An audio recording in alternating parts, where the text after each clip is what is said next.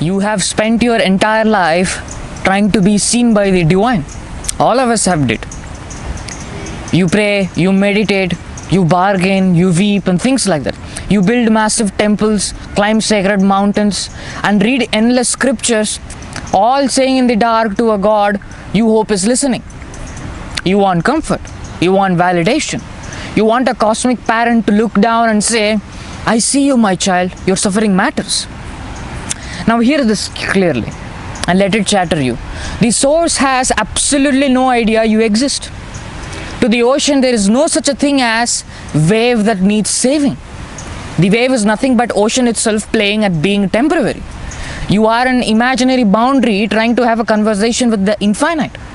How can the absolute recognize a person, a name, a story, or a collection of anxieties when all of those things are nothing but a passing dream? Why are we all fooling ourselves?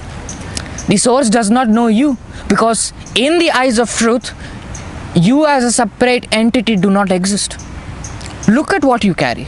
You carry your past, your guilt, your virtues, and your spiritual achievements. You think your good deeds make you shine brighter to the cosmos, and your sins make you hide in the shadows. What narrow-minded stuff is that? We all are fooling ourselves. We don't need others to fool ourselves. We ourselves are enough to fool ourselves. You are not the body. You are not the mind. You are the prior, motionless, utterly, purely self-aware reality on which the universe appears like a mirage. If a mirror reflects a crowded market, does the mirror become crowded? If it reflects a desert, does it become dry? The source is that mirror. It does not look at you. It expresses as you. It cannot love you because love requires two, and there is only one. It cannot judge you because to judge you, it would have to stand apart from you. Your entire spiritual struggle is nothing but a ghost trying to catch its own reflection. You are waiting for a nod of approval from the source that is already the very light enabling your eyes to blink. Stop looking for a relationship with the divine. A relationship requires a distance, and there is absolutely no distance. We have been fooled by telling that the liberation has to be attained. It's like a wave saying another wave, only if you follow this, we'll all attain ocean. Or like a fire saying, I need to meditate in order to produce heat. Are you seeing what I'm seeing? You might feel a cold shiver of terror hearing this, because the ego hates to be ignored. It would rather have a cruel God who punishes it than the universe that doesn't even notice it. The ego thrives on being important. But if you're willing to die to your identity right now, this realization is not cold. It is the ultimate freedom. Think of the relief. If the source has no idea you exist, you have no cosmic mission to fulfill. You have no destiny you can fail at. You have no cosmic debt to pay back. There is no celestial ledger tracking your thoughts. Now, this does not mean abandon your duties. I'm not saying that. Only narrow-minded people in the name of spirituality abandon their worldly duties. If your wisdom is not letting you live in the world, what wisdom you are having? If your spirituality is not letting you manage your life, what spirituality are you having? Wisdom is like the boat that allows you to cross the ocean. If your boat is not helping you cross the ocean, you don't have a boat at all. It is easy to run away to ashram. It is easy to, in the name of spirituality, not do your duties. Only cowards do that. If you're truly spiritual, if you truly have wisdom, involve with the world. Let us all not be like child, crying over everything that the life throws us. You are completely, utterly, beautifully on your own. And simultaneously, you are the whole self-aware reality. The burden of being a person falls away. You do not need to purify yourself to meet the source. How can a gold ornament purify itself to become gold? It is already gold. Whether it is shaped like a crown or ring makes no difference to the gold. Right? Your suffering exists only because you insist on being the ornament rather than the gold. You sit there waiting for liberation as if it is a prize to be given to you by a pleased master at the end of time. Your practice, your vows, and your sudden burst of spiritual awakening, the source is blind to all of them. You take pride in your quiet mind, your hours of meditation and your detachment, thinking you are drawing closer to the truth. What a delusion. The Absolute does not applaud your stillness, nor it is disturbed by your chaos. To the infinite sky, the passing dark storm and the passing of golden clouds are exactly the same. None of them matters. Your spiritual journey is a path walked by a shadow.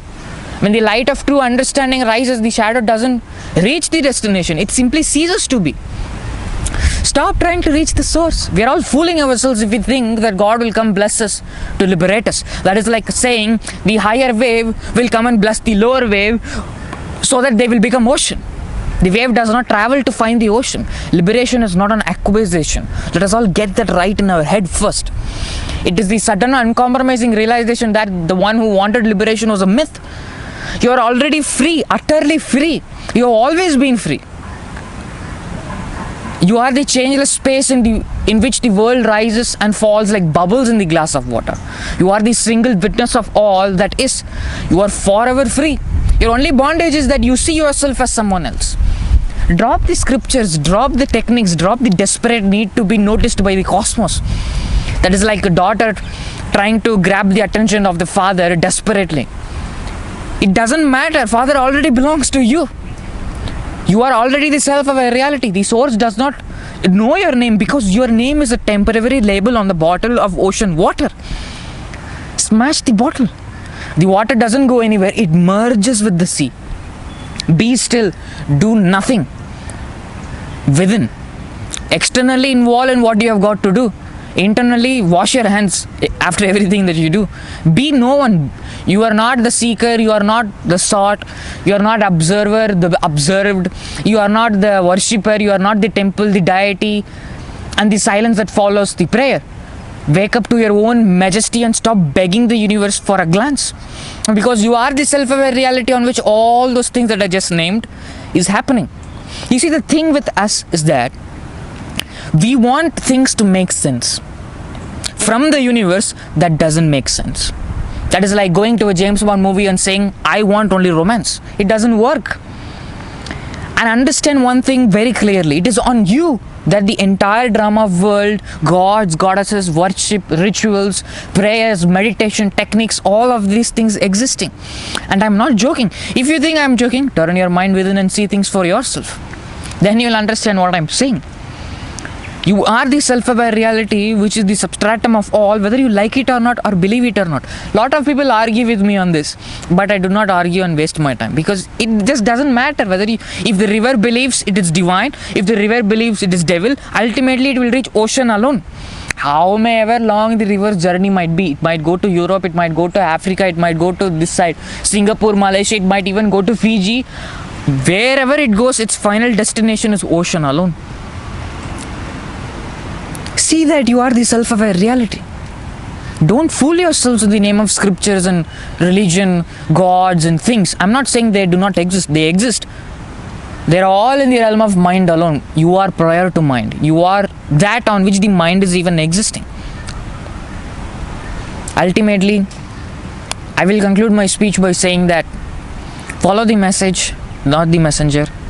I'm doing all this social media just to make a living and for the joy of speaking alone. You are the self-aware reality on which the entire drama of universe is happening, whether you like it or not or believe it or not. Thank you.